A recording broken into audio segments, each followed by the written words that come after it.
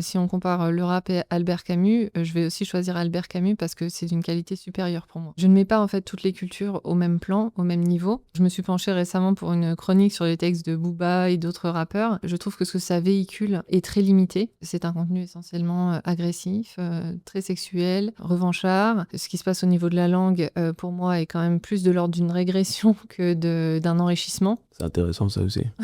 Parce que même là, je suis pas d'accord non plus. Je pense que ça dépend de qui on a sous la main. Il y a des écrivains d'aujourd'hui et du passé qui se pensent ou se pensaient être de grands auteurs et qui, personnellement, j'accroche pas du tout. Et c'est pareil pour le rap. C'est-à-dire que si on parle de Booba ou de certains de ses textes, je peux totalement comprendre ce que vous dites.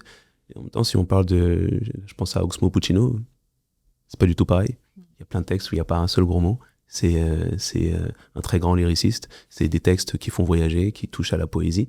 Et pour le coup, ça peut être extrêmement intéressant d'utiliser ces textes en classe parce que il est un bon étendard de ce que vous pourriez appeler le bon rap, peut-être.